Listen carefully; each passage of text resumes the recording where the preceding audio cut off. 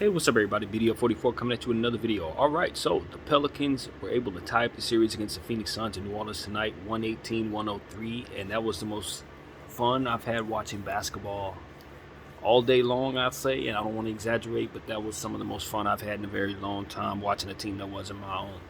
Um, the New Orleans Pelicans were a team that came into this game having won the last game, and or rather lost the last game, excuse me. But we saw at the end of that game, it felt like they won to me because of how unstoppable Brandon Ingram appeared to be down the stretch of that basketball game. They just weren't able to get the stops that they needed and all that other stuff. But in this game, you could see where certain trends had carried over from the previous game. DeAndre Ayton had a fantastic game in the previous one, getting in the paint and continuing to eat inside. That continued into this game as well. He had a monster game. But his counterpart, Valanciunas, also had a huge game with 23 points, 16 rebounds. So that kind of offsetted that. Plus, when you get Larry Nance in there, he didn't miss a shot. Provided about 7 boards. That helped a lot as well. So that right there, that front court matchup was very interesting tonight. JaVale McGee also chipped in very good, I think with like 14 points or something of that nature. I think what really stood out for me, though, was just the effort and the desire of those young Pelicans. Herbert Jones and Jose Alvarado were absolutely phenomenal down the stretch of that basketball game. Alvarado had 5 points and 2 steals, but those were the loudest 5 points and 2 steals I may have ever seen in my entire life. I would have sworn that boy had a lot of points and a lot of steals because he was all over the place defensively, involved in every 50-50 ball, involved in every situation. He even got Chris Paul, but one of those steals that he had was him getting Chris Paul with his patented hide in the corner and steal from behind. You don't see him coming. He didn't get it on the inbounds, but as Chris Paul was gingerly walking the ball up the court, he came out of nowhere and just snatched it up from behind him. It was just a spectacular play. You saw 2 plays where Herb Jones blocked 3-point shots going up at least, I don't want to exaggerate, but it seemed like he was up there about 15 feet in the air on both of those block shots. Spectacular on both corners, either corner of the floor. There was a corner shot attempted, and he was able to get to it and make sure that it didn't get anywhere. Spectacular playoff performances by 2 young players, and it just fuels what I always tell you. The NBA should be going young. All of y'all, every team in the league needs to be looking at the G League and looking around in their farm systems for young talent. There is plenty of Alvarados and plenty of guys out there like Herb Jones who are itching for an opportunity. You just gotta let them play. Some of them might be on your bench right now. You just gotta let them play. And I'm telling you, what we saw tonight can continue. Brandon Ingram is unstoppable. The Phoenix Suns have zero answer for this man. I cannot stress this enough. This is a catastrophic situation for the Phoenix Suns that I don't think has anything to do with Devin Booker's absence. Absolutely nothing to do with his absence. What Devin Booker would be able to do would be to provide an overwhelming amount of scoring on top of what you already have. And that is not the issue the Phoenix Suns have right now. The issue they have is having no success guarding Brandon Ingram. And CJ McCollum is pinching in quite nice with big scoring all over the place. But I have to be honest and say that I want him to pass more. I said this in the last video about the Pels, and I'll say it here. It's a good thing that he's scoring. It's a good thing that he's able to score as much as he does, because that really, really is able to offset just how much he takes away from others' rhythm when he's trying to find his shot. And it's like, you see players who are pass first, you see players who are shoot first all the time. It's not a thing. But you want to shoot first players to be aware that their skill set is a direct detriment to the rhythm of the teammates around them, and that they have to be able to make rhythm passes that make sense to keep others involved. You can't just look for yourself. And I don't want to sit up here and get mad at somebody who really contributed to the win, because he was awesome. But there were key plays where I just needed him to pass the rock to an open guy. I don't need you to force a jump shot over two defenders, or force a jump shot over a defender when Brandon Ingram's open, when Trey Murphy's open. You know, I really have a hard time watching players do that, because I know the importance of rhythm and ball movement, and the ball flying all over the place makes it more difficult for the defense to not only stay in tune with on the play in that moment, but also keep up with the plays that are coming. You just got to stay unpredictable, and the best way to do that is to keep that ball movement. And so, plus you hate seeing guys that like Brandon Ingram who are going crazy or getting hot, and then you got some other dude who ain't hit as many shots, or maybe has, whatever, but not find them in rhythm because he's too busy trying to force his issue against a defender in front of him. It's just not the best way to play percentages. You know, that's my favorite thing to say. When basketball's a game of percentages, just do what makes sense. If you're going to have a better chance of doing this, do this rather than that. And that's just how you have to do it. It's common sense most of the time. So for me, it's like, okay, your guy is open. You're not. Get him the ball. The end. It should be no other conversation unless you're a superstar like Kobe Bryant. Period. Other than that, there should be no reason for you to be looking off other players or forcing the issue against good defense. Because 9 out of 10 times, you are not going to make that shot. So that's enough of that. Anyway, back to what it was that was good out there. Effort. Better yet, let's look at it this way. The Phoenix Suns are in trouble to no apparent end, because this is the team they're going to have to continue to see this Pelican team with. They're not getting Devin Booker back for this series. There's no one else out. This is the lineup that they have. And between now and basically the end of this series, they're going to have to try to do something that they haven't proven they've been able to do at all. And that's stop this kid. Number 14, I mean, he's not... The only reason why he didn't go off for 60 and 70 points is because the Pelicans really stopped giving him the ball. He was hitting a bunch of shots, and then he missed a couple, and then they moved on. Valanciunas started getting more so involved in the paint, which was smart. You know, they were doing the right thing. CJ McCollum was doing his thing, getting his points. And then they were finding other things, of course, from other areas. Mozzie Marshall was doing some good things out there. As I said, Larry Nance didn't miss a shot tonight. He was 3 for 3. So, they were doing other things. But, if they would have continued to give the ball to B.I., he could have went off for 60. They were not going to stop him. At all. At all. And some of the time, it was at one point, I was sitting there somewhere around the middle of the second quarter when he had hit 2 or 3 shots in a row. And it just dawned on me that he may actually have been realizing in real time the same thing that we all were. And that is, he really can get his shot against this team anytime he wants to. And if he just forces the issue, he can win the series. I mean, when a guy, when a guy realizes that, it's a problem. I looked in the eyes of Herb Jones. They did a zoom in on him. The confidence that kid is playing with. And his relentlessness in terms of not allowing Chris Paul to pick him up off the floor, the mind games, And this is where I think the Pelicans really won. This is why I think the Pelicans may actually win the series. There was a moment in tonight's game where the Pelicans had an opportunity to fold, give it up. And they refused. They were not going to allow that to happen. Brandon Ingram had missed a couple shots. Valanciunas was left wide open at the top of the three-point key. He wasn't letting it. He was not going to allow them to leave him open. They should have done their homework on Valanciunas. It's one of those situations where if you do your homework on the players that you're going up against, you understand that the sole purpose for the Pelicans acquiring Valanciunas was to bring him in and turn him into a stretch five. That's why they brought him here.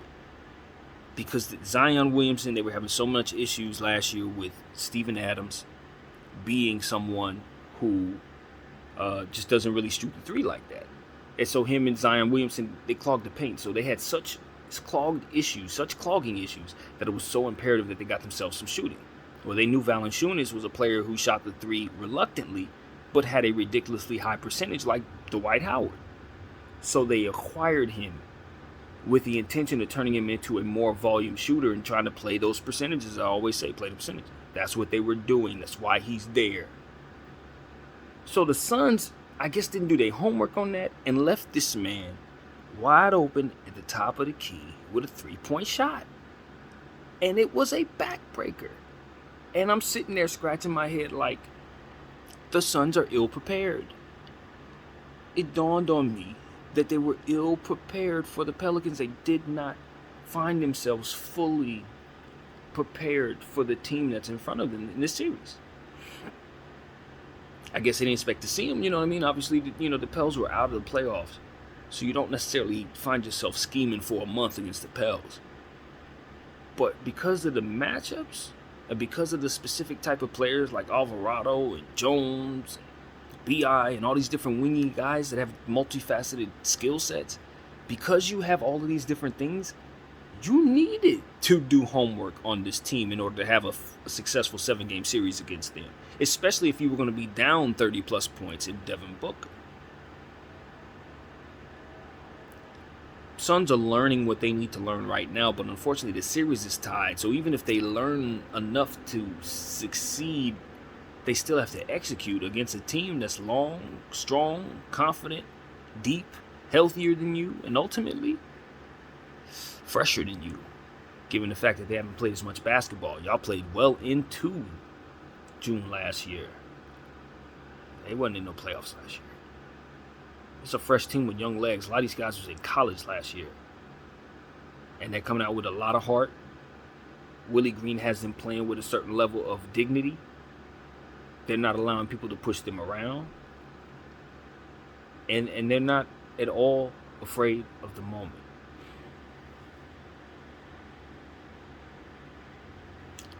The Pelicans are probably going to face a lot of adversity in Game 5. Obviously, the series is shifting back to Phoenix. Ayton has been eating good in their paint. Both teams have shot poorly from the free throw line, ironically. Both teams have shot poorly from the three. It's a lot of things that have been steady and even between the two teams. But one thing that I saw was that the Pelicans controlled the boards dramatically in this game. And if you followed me, I think it was maybe after Game 2, I mentioned that the team that controlled the boards in this series was probably going to have an edge because the matchups between the bigs was going to be so very physical. You're talking about Valanciunas and Ayton. It's going to be a battle of those two titans. Who can assist them in controlling the boards and ultimately giving their team more possessions than the other? And I'll tell you something else that really stood out to me that I like about this Pelican team tonight, which is why they probably are going to win this series. They pulled the flop card on the Suns, who initiated it first. They sent Jay Crowder out there to hound the hell out of everybody and create a monkey wrenching, I guess, in the flow of play by just flopping all over the place in the second half of the game, in the second quarter of this game. And as you saw in my previous video, I talked about it at length, how unhappy I was at watching that nonsense. But I respected it. It was Jay's right to do so because the NBA allows for the flop. But see, the thing that Jay and his sons weren't realizing is that the Pelicans are a mentally tough bunch of kids. Very tough mentally. They displayed exactly how mentally tough they are. The great antithesis to the Chicago Bulls that we saw do nothing today. They stepped up and said, we're not going to play into your hands by displaying our frustration in ways that are going to hurt us, like flagrant fouling you or hitting you with fouls that are ultimately going to put us in positions to have to sit down. No, we're not going to do anything stupid. We're not going to start no fights or nothing. No. We're just going to flop off of you the same way you flop off of us. So the first one, I think it was B.I. I guess it was a situation where Jay Crowder put his elbow in B.I.'s back as they were running out of bounds for a basketball play. B.I. dove into the crowd like he had been shot in the back, just like Jay Crowder did to him. And then it was Alvarado. I don't remember exactly what the play was, but Alvarado ended up flopping off of Jay Crowder too. Ended up picking up his fourth foul. See, Jay Crowder, you started that nonsense. You showed those kids exactly what was going to work against you. Backfired. All that stuff that Chris Paul's been doing for literally his entire career, Alvarado was able to do to him when it mattered absolutely the most. Poetic justice at its absolute finest. Chris Paul has been doing those same antics on people the entire time. And to see Alvarado just get all up underneath him, to see Chris Paul try to pick somebody up off the floor and them not take his hand, these are the mind games I've been watching Chris Paul play on the NBA his entire career. Doing all kinds of stuff, both dirty and clean. Go back to the Wake Forest days. You remember some of the stuff he did, punching old dude in the family jewels, to keep this a family show? Yeah, Chris Paul, you getting all them comeuppance right now, sir, in the form of this little dude from the Bronx. Because he ain't going away. You're going to have to figure out how to deal with him. He's just as fast as you. He's just as tenacious. He has just as tenacious as you. And he don't care about nothing. He's not worried about the moment. He ain't worried about getting his ring, none of that. He's just a kid on a team trying to make a name for himself. And he's not going to stop. He's won awards for his defense in college. He's not going to stop. So I have a feeling that Chris Paul is going to see this kid's face over his shoulder in his nightmares. And that's how real that is right there. Doesn't mean that kid's better than Chris Paul. I'm not saying nothing crazy. But you don't have to be better than the guy. You have to just stick to him like skin. And drive him absolutely crazy, just like he's been driving everybody else. I want to see Chris Paul get a ring. But I also want to see him get beat in the first round. You can't have it both ways. So I'm just going to sit here and be a fan, just watch, see what happens. But you best believe I am enjoying the Pelicans doing what they do here, especially since the Suns been talking all this smack about everybody, particularly my team, for what it's worth. But all in all, it's about the Pelicans and how much they really wanted it tonight. How much they were not going to allow themselves to get outclassed, outsmarted, or out-hustled by a team that's supposed to be better than them. Albeit down about 30 points in Devin Booker, which I think probably would have been the difference. And they probably still would have lost if he played. They would have lost if he played, meaning the Suns would have won. But I don't think that would have been the end-all, be-all to their issues. And I think they would still have some trouble. Nevertheless, trouble that I don't think they're going to shake off. The Phoenix Suns have defensive issues, people. All this talk about them being the best defensive team. No. Nope. They are not a better defensive team than Boston and not a better defensive team than a lot of these teams I'm seeing out here. I don't know that they're a better defensive team than the Pelicans right now. Keep it all the way honest with you. And given the type of performance that those kids put on tonight, I don't know that they are. Only thing I can honestly say about the Phoenix Suns that is working is that they can get on the inside. Ayton is playing like a monster. He's holding up his end of the bargain. I'm not really sure about the rest of the team or the scheme itself that they're using. So they better switch something up. Better figure out a way to guard B.I. I don't know if you're going to put JaVale on him or something. That might be I don't know. But y'all better figure out something. Because he is eating y'all up. And Valanciunas is doing the same on the inside. He's wearing Ayton down. Even though I'm not going to sit up here and say, wait, Aiden's tired. He will be if he has more performances like he had to deal with tonight. Banging with this dude. Y'all better call Biyombo up and let him get some of those minutes. I'm telling you, this is just the first round. You got a lot to go if you're going to continue. That goes for both teams. Jackson Hayes played some good minutes tonight. You know, it's kind of tough because he's in a rotation with these bigs, so it's, you know, you're not going to see him as much. But he can float around the three if they really want to float him up and down the roster. They can create all kinds of mismatches just by floating him around. I saw some good things out of Trey Murphy III tonight. Not necessarily shooting the ball like I'm looking for, but I'm more so encouraged than I am discouraged by the missed shots because he's doing some fantastic things on the offensive glass. He's making an emphasis to grab as many second chance boards for his team as possible, and I think that's a fantastic niche for him in these playoffs. Given that there's so much going on all around him, guys are doing things defensively and scoring and all of that. One thing he can always contribute is assisting those bigs and getting those boards. It's a winning plays, man. Even if the shot ain't working, that you can do.